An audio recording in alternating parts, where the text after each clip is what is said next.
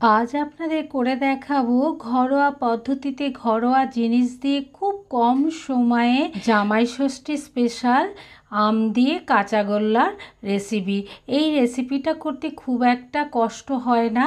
আর এইভাবে যদি আম দিয়ে কাঁচাগোল্লার রেসিপি আপনারা বাড়িতে করেন তাহলে বাড়ির বড় থেকে ছোট সবাই খুব আনন্দ করে খাবে। আর একটাতে মন ভরবে না, সবাই দুটো তিনটে করে খেয়ে নেবে।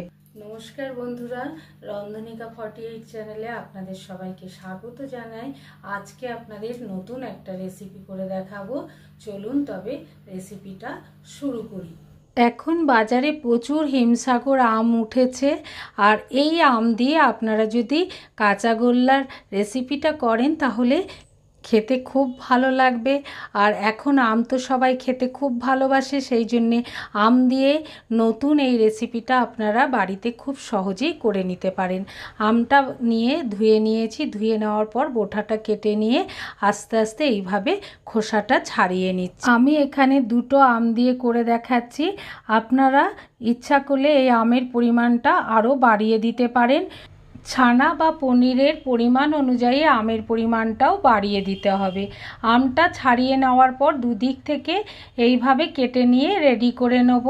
আপনাদের কাছে আমার একটা অনুরোধ রইল, আপনাদের যদি এই আম দিয়ে জামাই ষষ্ঠী স্পেশাল কাঁচাগোল্লার রেসিপিটা যদি ভালো লাগে তাহলে সাবস্ক্রাইব করে নোটিফিকেশানটা অন করে রাখবেন। যখনই কোনো ভিডিও ফেলা হবে সবার আগে আপনাদের কাছে নোটিফিকেশান পৌঁছে যাবে। এইভাবে আমটা কেটে নেওয়ার পর একটা মিক্সি জার নিয়ে তার ভেতর আমের টুকরোগুলো দিয়ে দিলাম, দিয়ে ঢাকা লাগিয়ে একটা পেস্ট তৈরি করে নিতে হবে।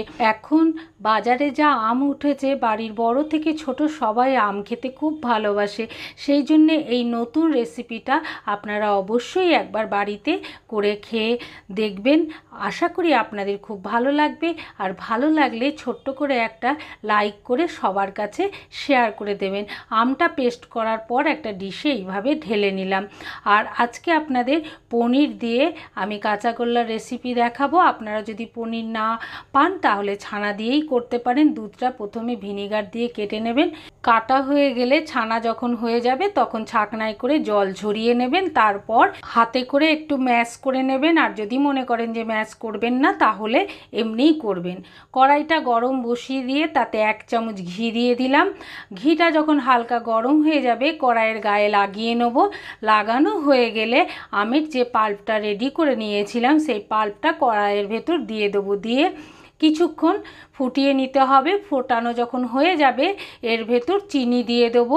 চিনির পরিমাণটা আমি অল্পই দিলাম, আপনারা ইচ্ছা করলে আরেকটু বাড়িয়ে দিতে পারেন। চিনিটা মিশিয়ে নিয়ে কিছুক্ষণ ফুটিয়ে নিতে হবে। ওই ফোটানোর মাঝখানে এলাচ নিয়ে এলাচ 3টে থেতো করে দিলাম। আপনারা যদি মনে করেন গুঁড়ো দেবেন তাহলে গুঁড়োও দিতে পারেন, কিন্তু বাড়িতে থেতো করে দিলে তার গুণটা আলাদা থাকে, সেই জন্য আমি থেতো করে দিলাম। গ্রেভিটা দেখুন অনেকটা ঘন হয়ে গেছে। এই সময় এলাচের টুকরোগুলো দিয়ে নেড়ে নিতে হবে। কিছুক্ষণ ফোটানোর পর যখন সুন্দর একটা গন্ধ বেরোবে তখন গুঁড়ো দুধ 1 প্যাকেট দিয়ে দেবো, দিয়ে আমের পাল্পটার সঙ্গে খুব ভালো করে আস্তে আস্তে মিশিয়ে নিতে হবে। আর খুন্তিতে করে নাড়তে হবে, তাহলে দেখবেন খুব সুন্দর করে মিশে যাবে। আর ইচ্ছা করলে এটা আপনারা গুলেও দিতে পারেন, আমি গুলে দিলাম না, কেননা জলের পরিমাণটা বেশি হয়ে গেলে তখন কাঁচাগোল্লাটা করতে অসুবিধা হবে, তাই গুঁড়ো দুধটা দিয়ে দিলাম। আর পনিরটা আগেই ভেঙে নিয়েছিলাম, আপনাদেরকে দেখিয়ে দিয়েছি। সেই পনিরগুলো কড়াই পাল্পের ভেতর দিয়ে দেবো, দিয়ে খুব ভালো করে মিশিয়ে নিতে হবে। মেশাতে মেশাতে এইভাবে খুন্তিতে করে আস্তে আস্তে মিশিয়ে দিতে হবে পাল্পের সঙ্গে, তাহলে দেখবেন খুব সুন্দর ভালোভাবে মিশে যাবে।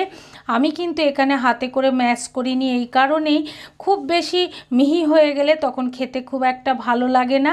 আর এইভাবে যদি করা হয় তাহলে মুখে পড়লে খেতে খুব সুন্দর লাগবে।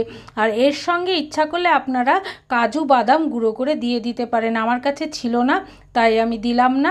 আপনাদেরকে এমনিই আমি করে দেখালাম। নাড়তে নাড়তে ঠিক যখন এই রকম পর্যায়ে চলে আসবে, একটা আঠার মতন ভাব চলে আসবে, হাতে নিয়ে দেখলে আপনারা বুঝতে পারবেন, তখন মোটামুটি আমাদের এটা রেডি হয়ে গেছে। একটা ডিশে এইবার তুলে নেব। তোলা হয়ে গেলে অল্প ঠান্ডা করতে দেব, কেননা গরম অবস্থাতে হাতে করে পাকানো যাবে না। সেই সময়ে একটা গুঁড়ো দুধের প্যাকেট নিয়ে নিলাম, নিয়ে একটা বাটিতে কেটে নিলাম। আর এদিকে একটু ঠান্ডা হয়ে গেছে, তখন হাতে করে এইভাবে পাকিয়ে নিতে হবে। অবশ্যই তার আগে আপনারা একটু হাতে ঘি লাগিয়ে নেবেন, তাহলে গন্ধটা খুব সুন্দর হবে।